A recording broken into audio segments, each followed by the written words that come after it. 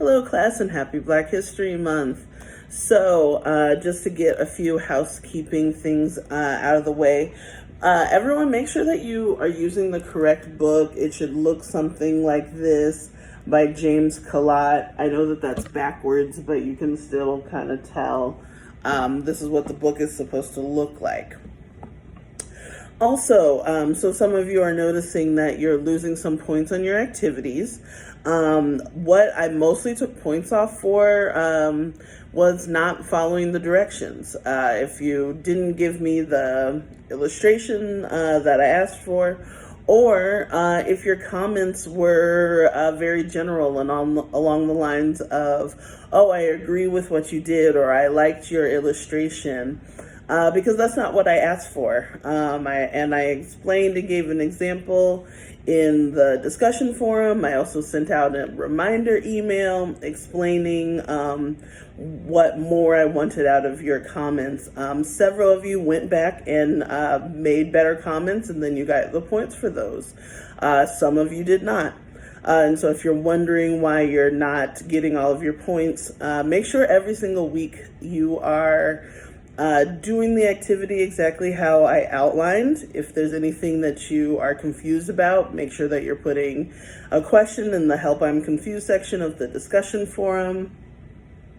And just make sure you're paying attention, especially to what I want out of your interactions, out of your comments on other people's illustrations or activities, because that is often going to be different, and it's never going to be something really general as far as just saying, I like what you did, or I agree with you, without giving more explanation why you agree and stuff like that. So pay attention to those things. It makes a big difference in your grade.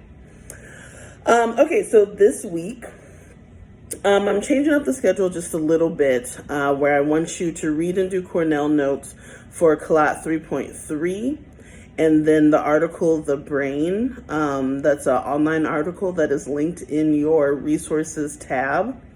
These just kind of go together a little bit better than how I had it in the schedule originally, and hopefully it's gonna work out.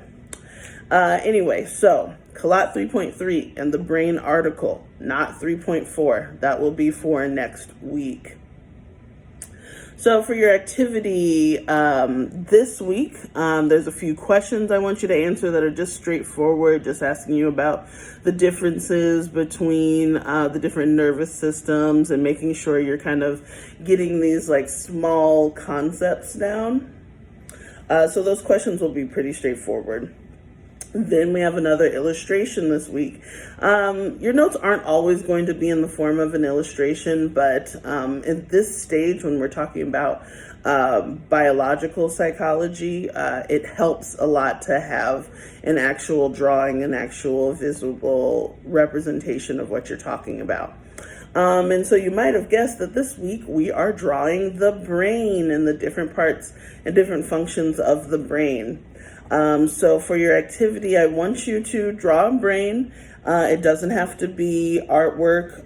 I used the picture on page 74 of your book to kind of just help me. It doesn't have to be that detailed, but that kind of just shows the different parts of the brain. So if I was drawing that, it would look probably something like this.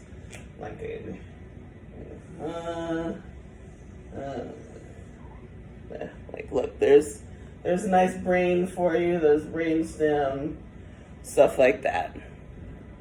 And so after you draw your brain, I want you to label all of the major lobes of the brain: the frontal lobe, the parietal lobe, the occipital lobe, and the temporal lobe.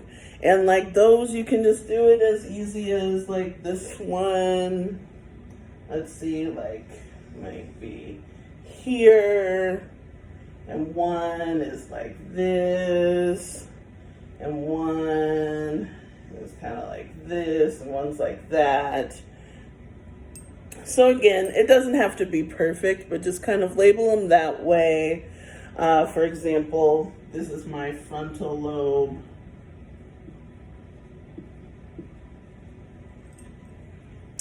And then for each of the lobes, I want you to list the function of the lobe. So what does it do? What kind of behaviors does it control? And I also want you to list all of the substructures and what they do. So for example, if we were like, we labeled the frontal lobe there,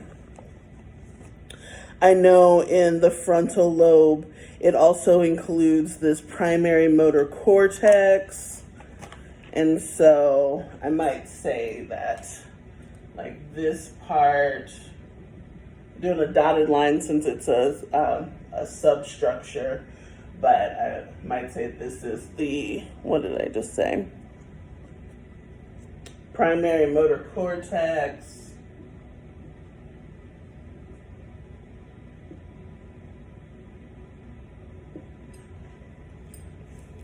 And for both of those, I want you to list their functions, what they do, what they're responsible for.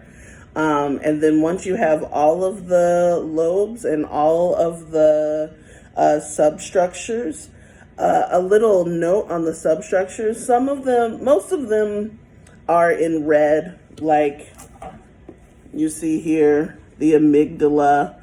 But some of them are just in,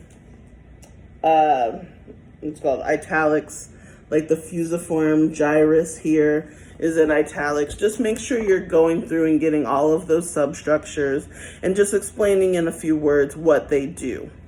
The last thing that you individually have to do is then choose one of these lobes or one of these substructures and explain how would the function change if it was damaged. So, for example, if you chose the fusiform gyrus, which is part of the temporal lobe, you would say, because the fusiform gyrus responds to faces, and it's part of the temporal lobe that have to do with like hearing and vision, you might say that if the fusiform gyrus is damaged, you might have trouble recognizing faces or something like that. You only have to do that for one. Here's why. After you've made your post and now you're ready to make your comments, you're going to comment on other people's illustrations.